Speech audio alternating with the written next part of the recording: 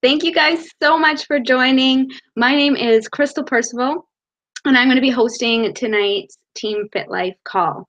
I'm super excited to touch on this topic because I think it's something that we all struggle with as coaches, trying to figure out how to support our team and why people fail, and also like why we fail sometimes and why we struggle with the business and just with so many things in life. So my topic tonight is why people fail and why it ain't going to be you.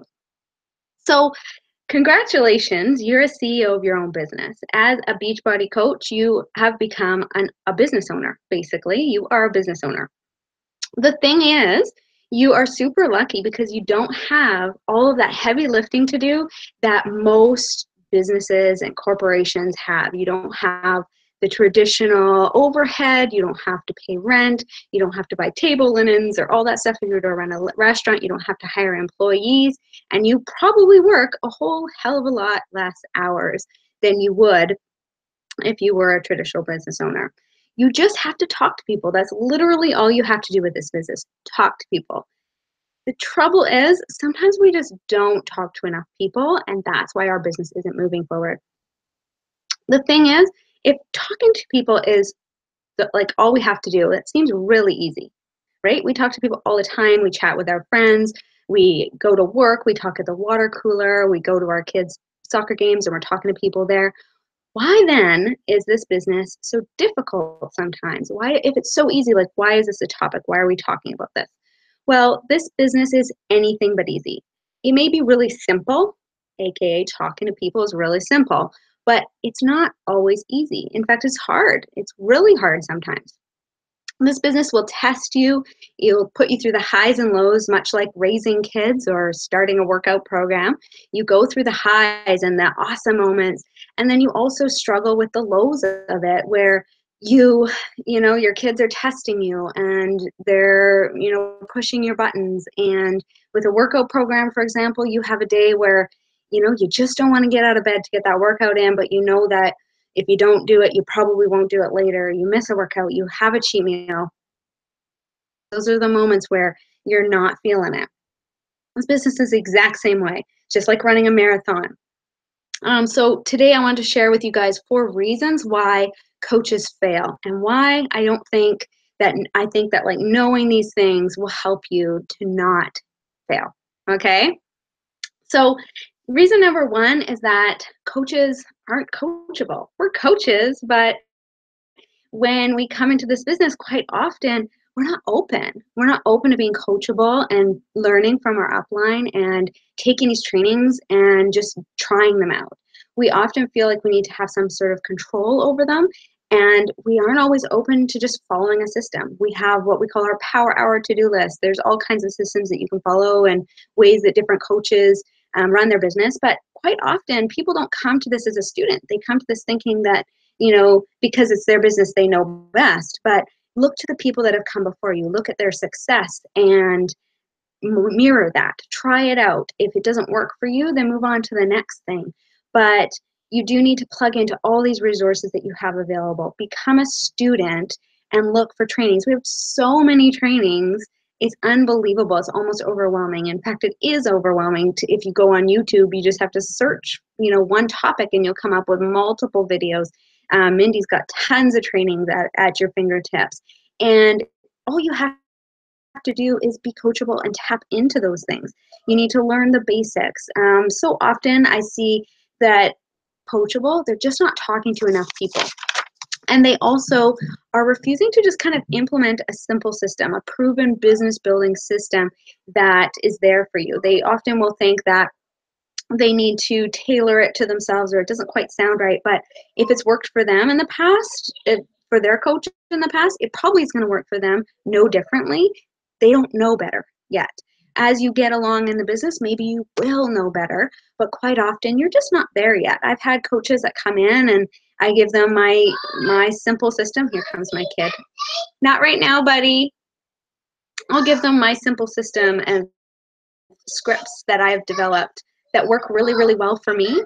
And they will say, well, it just doesn't work. It just doesn't work. It's not the scripts that don't work. It's that people are just not ready. They're not there yet, and they don't trust you yet. Hey, buddy. I'm just doing a team call. That looks awesome, bud. Thanks so much for showing me. It's awesome. Can you go take it to your brother, please? Team call. Okay. Okay, thank you. I'm going to erase it, and I'm going to do Okay. bye. Okay, thank you. Bye, Crazy. Look, I turned it down. Sorry, guys. You can't hear it. Okay, thank you. So I'm gonna say Okay, you be super quiet over there then. Okay. you can't hear it. Sorry, guys. Okay. So just remember with this one, being coachable means becoming a lifelong student of this profession. You're never going to know it all. And there's always somebody who has a suggestion that you can take and work with it. Like I was saying before, I have had coaches that come into the business. I give them that simple scripting that I've developed, and they think that, you know, it just isn't good enough, or it doesn't work, or something's wrong with it, or something like that, and master it. And at the end of the day, that's really just kind of wasting time. That's kind of what I call getting ready to get ready, when they're so focused on fixing something that doesn't need to be fixed, or creating something that doesn't need to be created when there's already stuff there for you, and they're just doing busy work instead of talking to people. Uncoachables, that's kind of what I call them. The uncoachables are people who are just not really talking to enough people, and the reason is for various things. It could be because they're busy doing other systems, but careful, buddy. Yes. Why do you have to clean up? Just because it's a nice backdrop. Okay, I'll talk to you later. Go pee. Sorry. Okay, so reason number 2 is that they don't treat it like a business. So if you treat your business like a business, it will pay you like a business. I'm sure you've heard that before. Maybe your coach has said it. Maybe Mindy said it to you before, but it is completely true. If you do not treat this business like a business, it will not pay you like a business. Have you ever seen a CEO that, you know, maybe works 3 days a week and has built an empire? I don't think so. Have you ever heard of an employee that goes into work when they feel like it and doesn't, you know, skips days and just kind of comes in whenever and didn't get fired? Probably not. They're probably going to get fired because that's not the way that you are successful in the regular world or this world. So we may have a different kind of system, this kind of part-time system.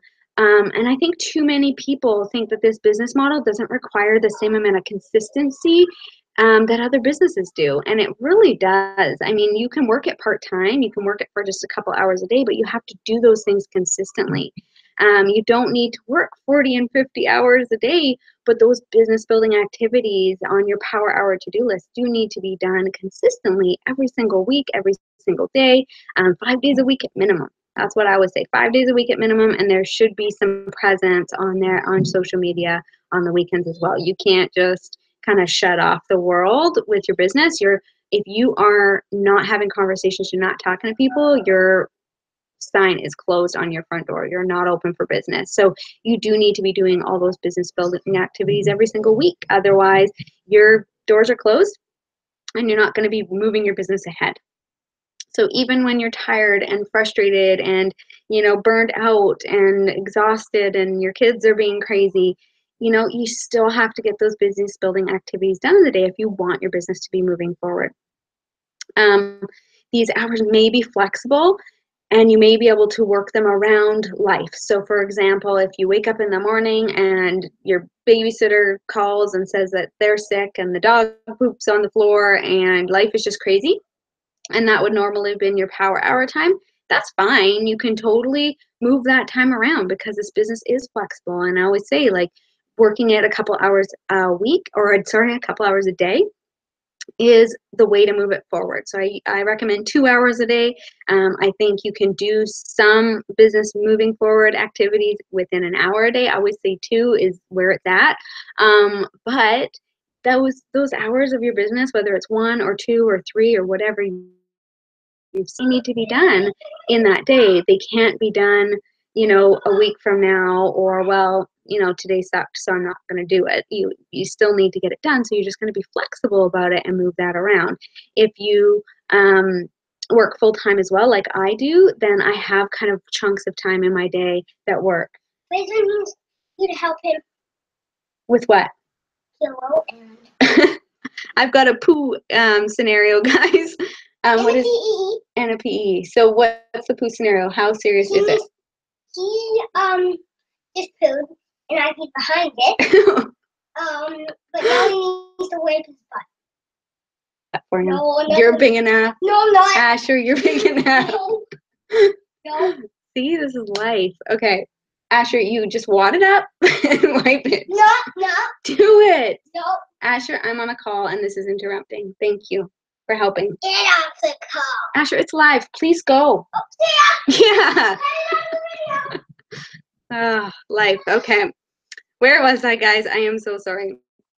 Yeah, so I was saying makeup if you missed it. Okay. So now on to reason number 3. We have 4 reasons why coaches fail. That is not one of them. All right. So coaches failing reason number 3. Not willing to get uncomfortable. This is huge. This business requires you to be get comfortable with being uncomfortable. So things like that are gonna happen, whether it's a live Facebook call or training or whatever. Life is gonna come and bust through the doors, and it's not always gonna be easy. It's not gonna be comfortable to do a live video. It's not gonna be comfortable to do any videos or sometimes take a selfie. But this business is all about pushing beyond those comfort zones. Coaches who come in and they're getting ready to get ready. They are not taking those action steps needed to talking to people and connecting and inviting. They're busy organizing binders and figuring out the back office and just not actually taking steps. When I started, I was like, just all I wanted to do was just get into it and get cracking. So I was implementing. So I'd watch a YouTube video and I'd implement right away. I'm very impulsive that way. And I think that served me very well because as soon as I learned something, I wanted to try it. And so oftentimes I'd stop the video in order to try it. So get ready to get ready. Just do it. If you know that, Mindy's told you to do something or there's a training thing that you've done, just implement it. Get started. You don't have to be perfect to start and to move your business forward. You just have to try. And I always say the master has failed more times than the beginner has even tried. Okay? So learn by doing and failing forward. All right.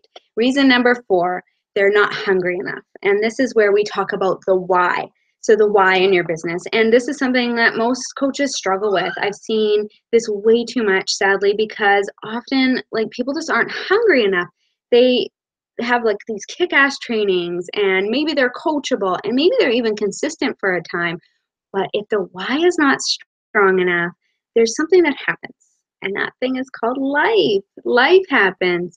We move, we have deaths in the family, we get married, we maybe get divorced, we have all these things that come up. Our kids get sick potentially. There's even little things like a little, tiny cold that can just kind of interrupt your flow. And I've been working with Josh Coates, and he has said so many times when you set a big goal for yourself, that something's going to come in and try to derail that.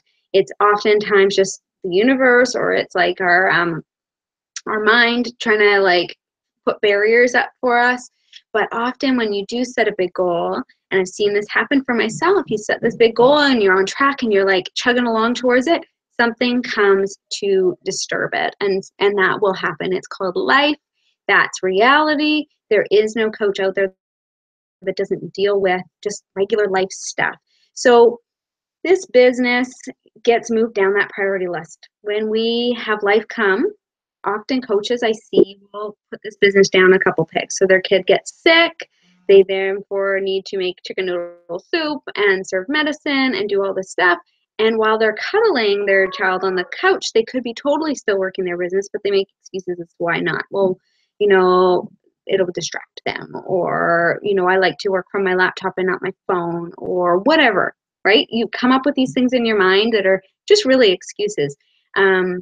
But we let life interrupt us, and that's why some people just stop working. So the one thing that we really need to do to be able to keep moving through that, why are some people able to move or get married or have a death in their family, and they still move forward. We've seen coaches who have, say, a parent pass away. And while they have a time where it's very upsetting, they still move forward. Mindy's a great example of that. Her sister passed away. And although it's a horrible time where you're grieving and you're going through a lot, she still continued to move forward with her business. And while I'm sure there was a time where she took time to grieve and she took time to just take a step away, it wasn't forever. And she didn't allow life to just derail all the progress that she's made in her business.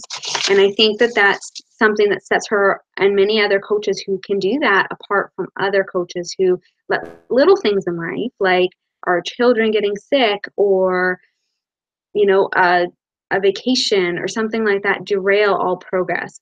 So the reason that I feel that this happens with coaches is that they're not hungry enough. And I mean, really not hungry enough. So when you look at a coach like Mindy Wender, who was, like she said, broke as a joke, she moved her business forward very rapidly. And a lot of that was because she had to. She was the only person earning an income. They were broke. And she saw this as an opportunity. So she moved her business forward. Oftentimes you'll hear like all these successful people. I don't know if you've ever noticed this, but most successful people that are like humongous millionaires or really amazing speakers like Brendan Burchard, they have all gone through hardship, all gone through difficult times, or grown up in a place where life was tough, and they don't want to go be there anymore because their life was hard or they've been through something hard. Most people that are super successful have been through some really tough times. And I think there's something to be said for that. And, one of my coaches said that at Summit. She's like, why is it that every coach that comes on stage that's been successful had some sort of like sob story? And I was like, that's because that's their why. That's their motivation. That's the reason that they're so hungry and they push so hard. It's not because they just, Beachbody's like, well, you've got a great story, so we're going to talk about you because you've done well and you have a great story. I'm sure there's a coach or two out there that don't have like some sort of sob story, but I'm pretty sure that most of them have something in them that has pushed them forward. Yay, my husband's home. You can watch the kids. So the reason that I feel coaches kind of falter on this when life gets in the way is because they're not hungry enough. They don't have a strong enough why. And we always say, have a why that makes you cry. And I don't know if you have to cry about it, but I do know that you do need to have something that is so deep in your belly that makes you want to push. It makes you want to go further. And also having urgency, when somebody's broke and somebody's desperate, their need for earning an income, for making progress in their business is desperate. And that urgency really is what makes things push forward faster and harder. Come in and they rock their business really, really hard and fast. It's often because there's some sort of urgency there. They're just talking to a ton of people. And it's not because they're just like that. And oftentimes we tell ourselves that, oh, well, they've probably just got tons of friends. Or, oh, well, they probably had a great social media presence already. It's not because of that. It's because they're doing the activities, these business building activities consistently and with urgency. So I had one more note here. Sorry, guys. It needs to be something important enough to get you to do something with commitment and consistency. So the reason I wrote that down is because it can't just be something like, well, I'd love to, make $100 a month. That's not going to be deep-seated enough for you to push through when life gets tough. It can't just be about helping people. It can't. It has to be about you. And that's something that I've learned because as women especially, we tend to just always make it about other people. So I'd love to be able to provide this for my kids, or I'd love to be able to do this, for my family or whatever. But it does need to be about you. It needs to be about something that's going to make a difference for you, and it needs to be personal, and it has to be deep. So for me, my why is that I want to be home with my kids. I want to be there for them when they get off school. And I have a deadline for that, and it's when Fraser goes into kindergarten. I want to be able to be here every day when they come home from school, and I want to be able to watch them go to school and I want to watch them come home, and I don't want to have to worry about having daycare anymore and dropping them off at daycare and picking them up and having that rush in the morning where everybody's stressed and everybody's crazy and there's just like always something that goes wrong. I'm done with that. I want to just be home. I want to be able to get up early and do my workout, and I can feel it. I can see it, and it has to be that for you. And so if you kind of feel like you sort of know why you're doing this business, ask yourself again, and why is that? And ask yourself again, and why is that? So for me, it's I want to be home with my kids. Say, and why is that? So that I can be there for them when they come across the field and they go back. We live right behind the school. So when they go back, and why is that? So that they don't have to go to daycare and I can be here for them. And why is that? So you see where I'm going with it? It can get really deep, but I think that that's where you need to go with it. So keep asking yourself, and why is that? And you'll get to that place where it is deeper. All right. So the last thing I wanted to say to you guys, that if you dig deep and start to dream bigger, so your hunger will propel you into action. So you need to believe that you have every ability to do this business. You have to have the belief for you. It's not just because somebody else, is somebody else. They can do it. It's different for them, whatever. Believe that you can. Believe that it's possible for you. Dig deep and dream bigger for yourself. Don't just limit yourself. I was reading the book, what is it called? Be Average or Be Mediocre. Be Average or Be, or sorry guys. Oh, terrible, just stuff. Terrible at the names. Anyways, he goes into be obsessed or be average. There we go. Be obsessed or be average is the title of the book. And he says, if you are obsessed and you dream big, then you will have the ability to not be average and mediocre and all of that stuff. In our society, we are always told to just be like normal, like everybody else. And it can be really uncomfortable and really difficult to dream big because you will be criticized.